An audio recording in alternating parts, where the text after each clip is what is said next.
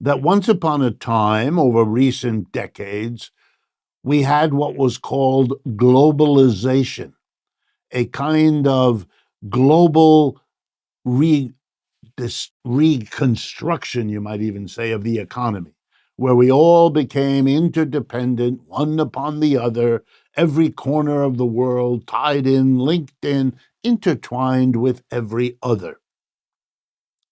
And with that background, the argument goes, we are now in what might also be called the opposite of globalization, namely decoupling, disconnecting of the major players, the United States and China, now recognized as the two major economies in the world, dwarfing, by comparison, all others, which is roughly true.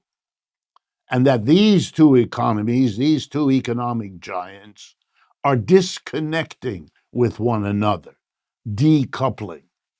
Here in the United States, where I function, this is talked about as though it were the policy of the United States government.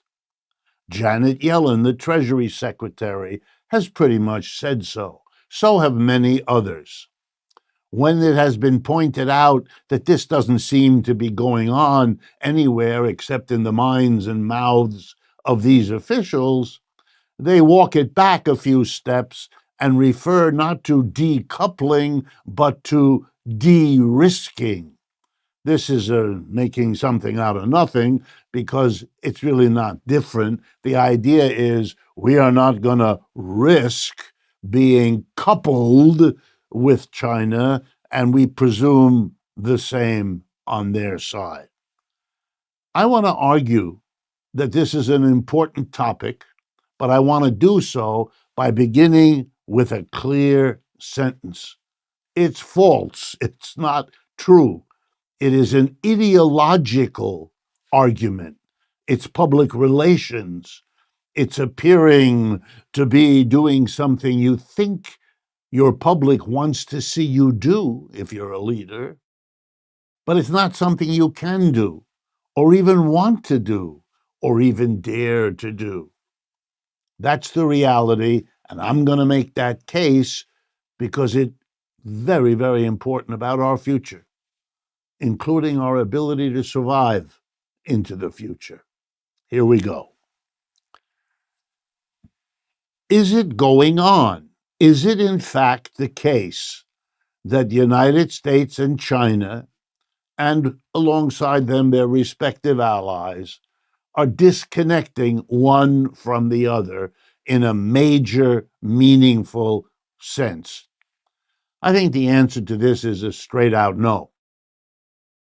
The trade between the United States and China continues.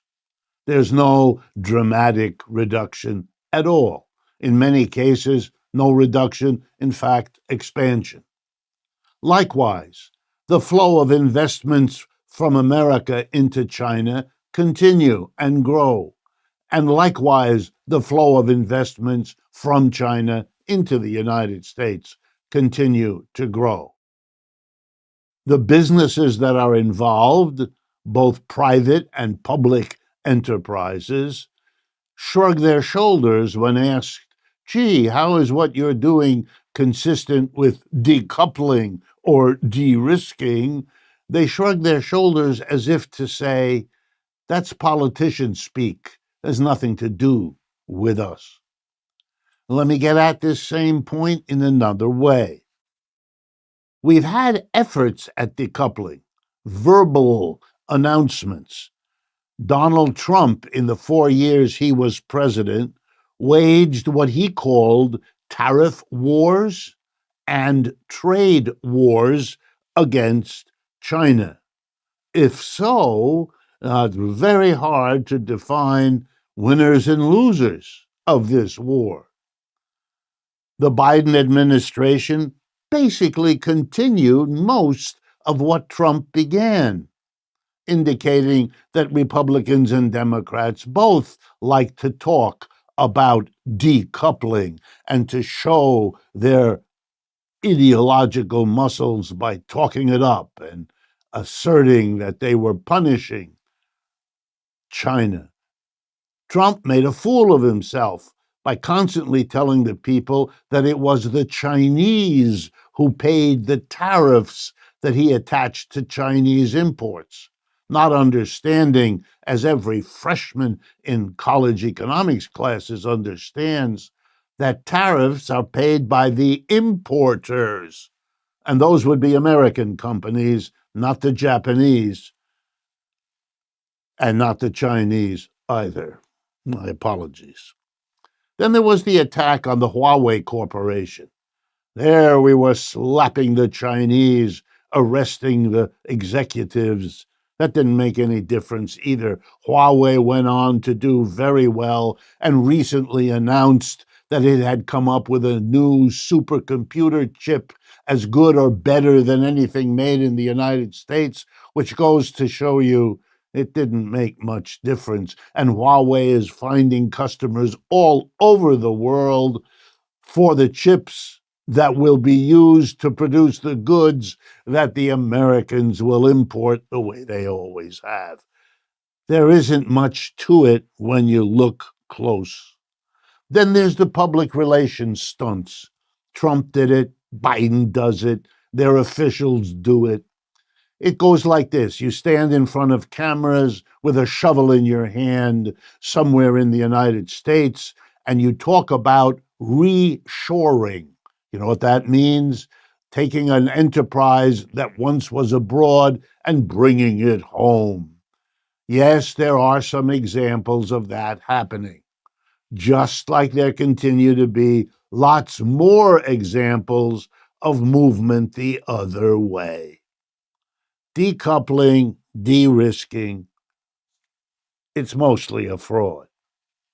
And one of the key reasons, and an important point I want to make here, is that this is the result of the deliberate efforts of the People's Republic of China since the Communist Revolution, and especially since the 1970s, when they re-entered, you might say, the world economy.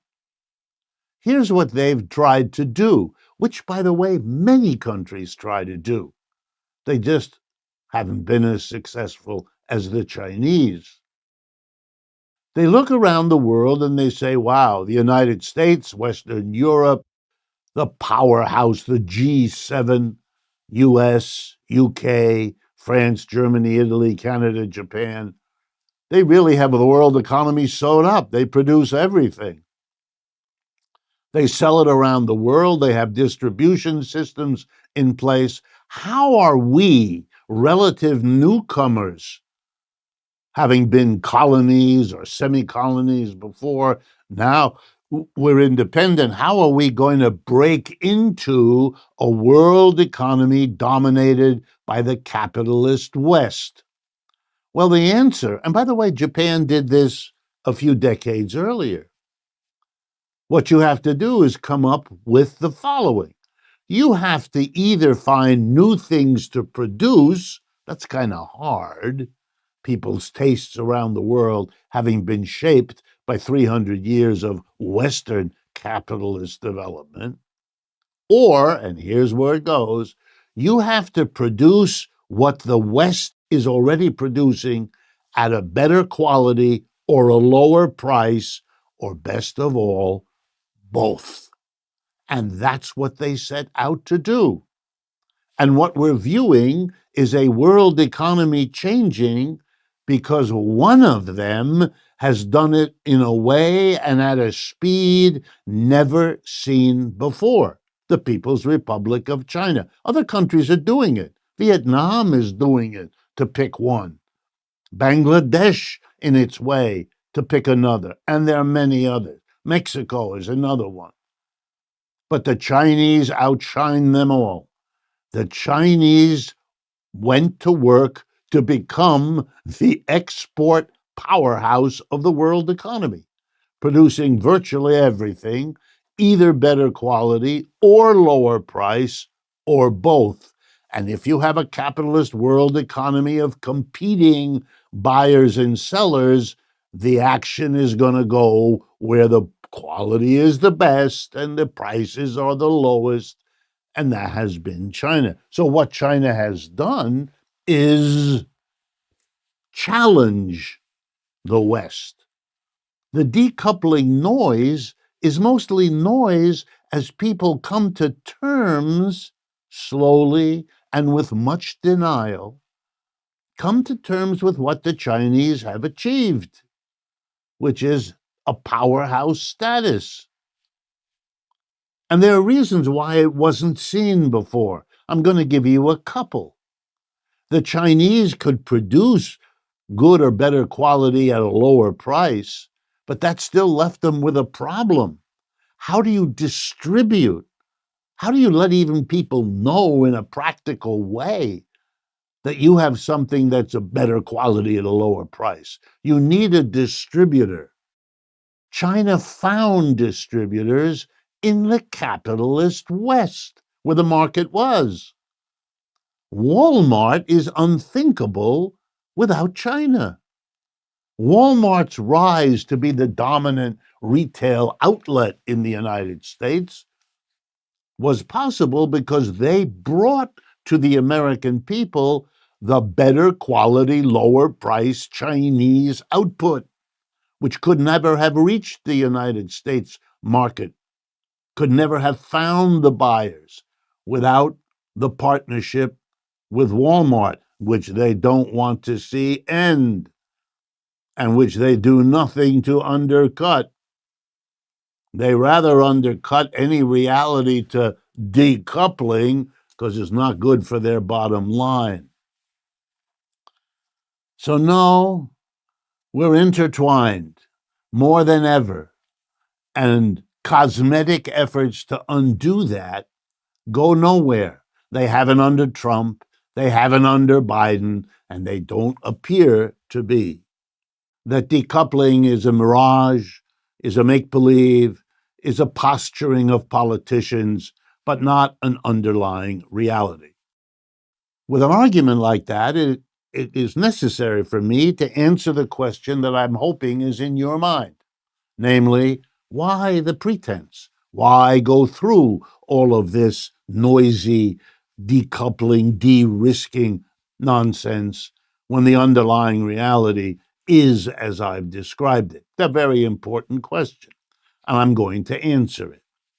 First, this conversation allows the people who use it a kind of arrogant superiority, at least in their minds.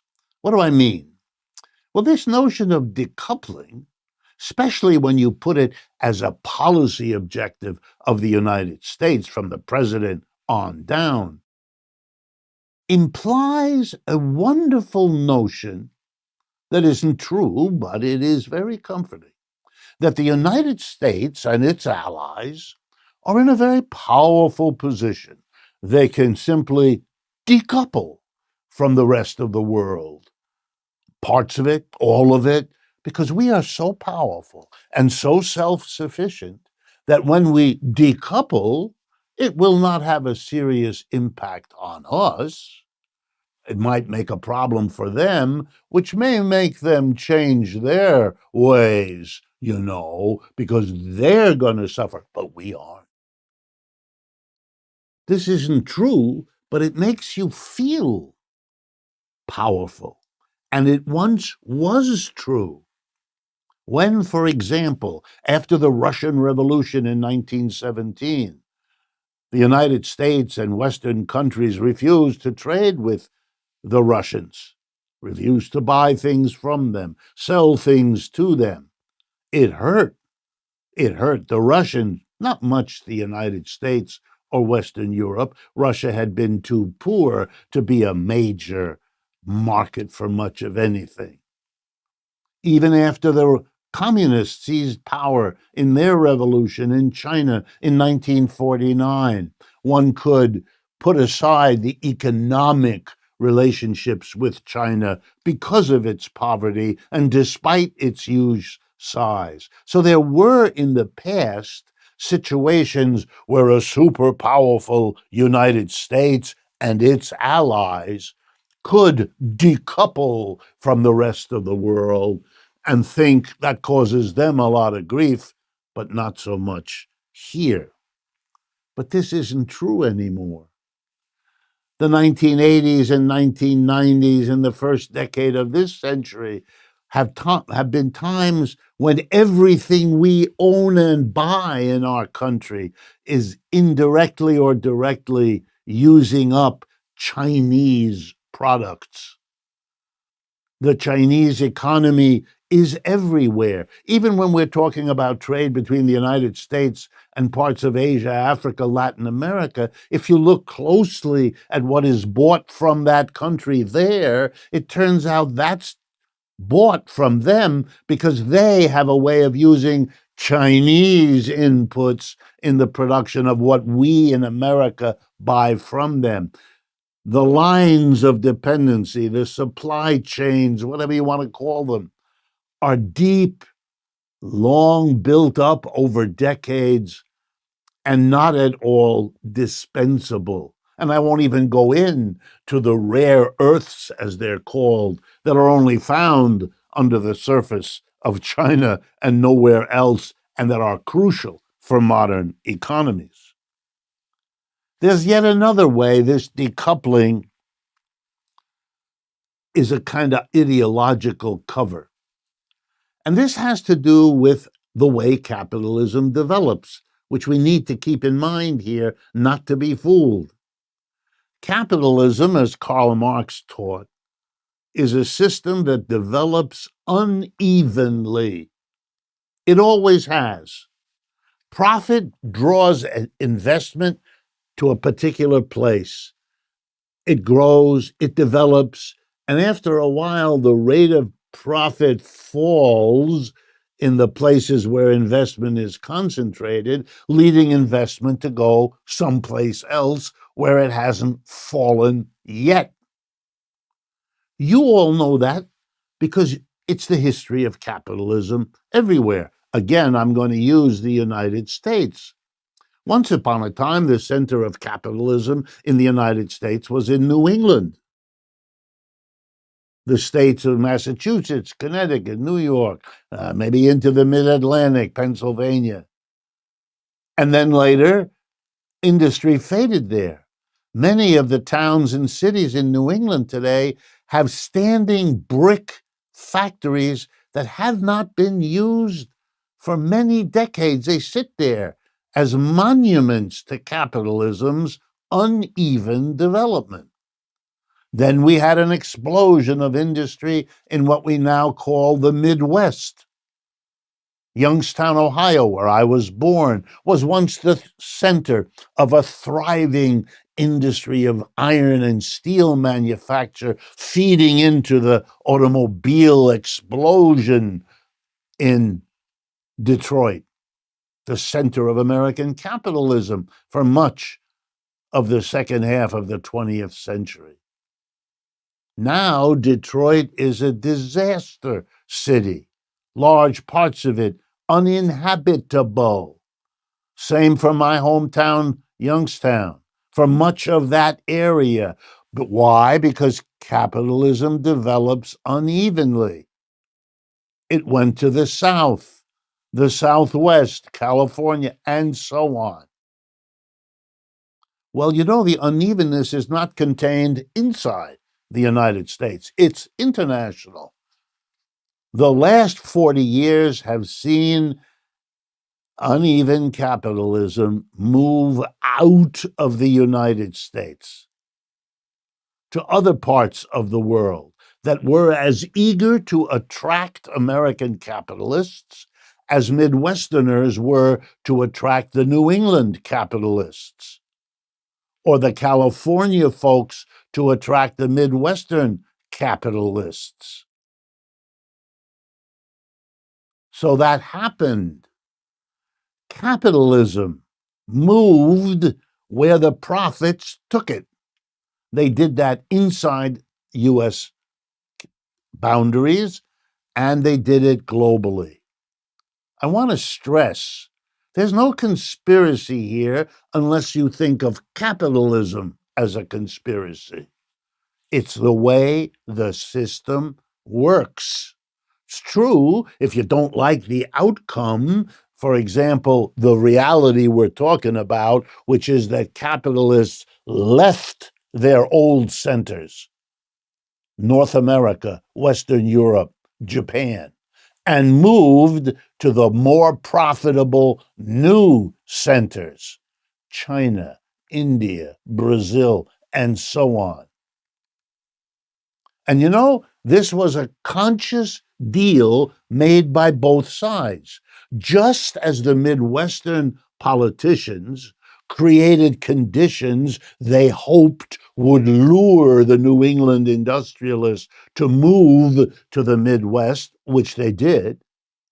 So it is equally true that the Chinese leadership, the communist leadership in power since 1949, went to work to lure capitalists from Western Europe, North America, and Japan to move to China, which they did. And here was the deal, lest anyone have any illusion.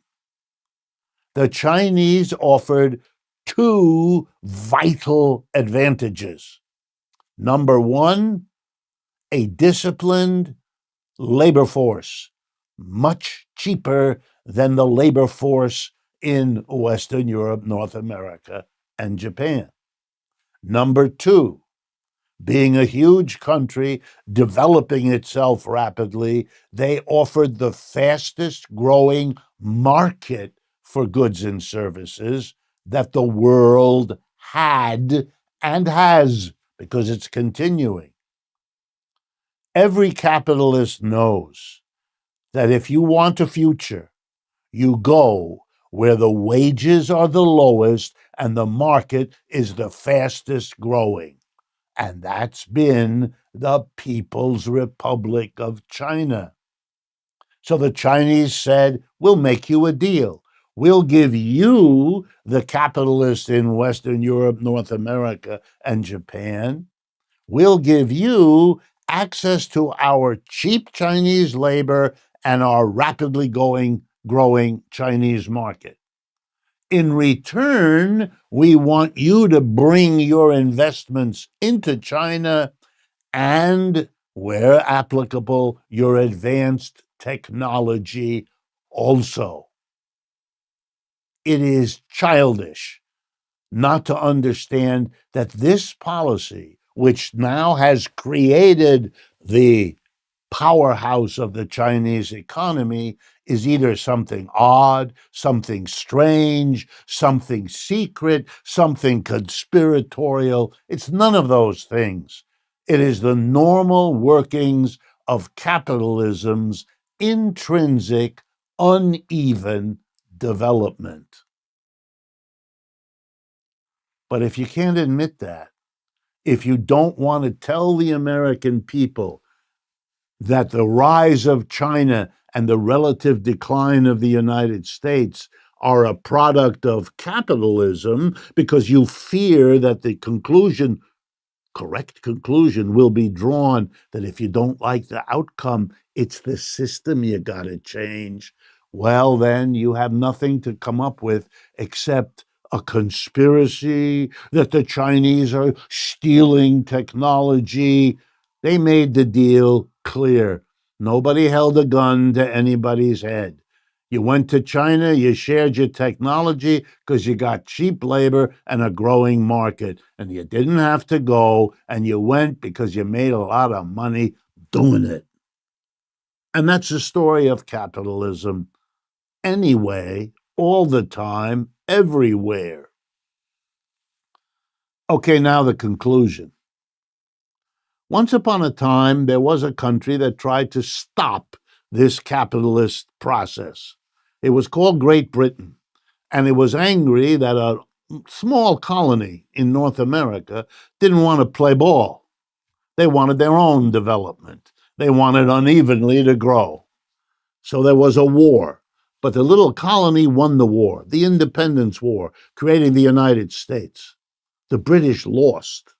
In 1812, they tried again, and they lost again. And the United States decoupled, not at all. It intertwined with the British economy.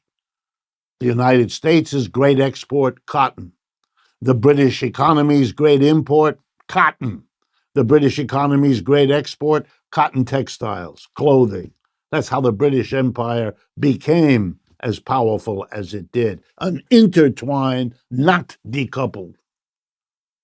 Well, will the United States go to war with China the way the British went to war with the United States with nuclear arms? That's pretty stupid for both of them. So maybe we can hope for, and maybe we can even expect, that wiser, calmer heads will prevail, especially in the West. Come to terms with the Chinese, work out a sharing, live and let live in the world economy. The alternative is too horrible to consider. Stop playing games with decoupling and de-risking. Spend your time working out your differences so that we can survive into a livable future one way or the other.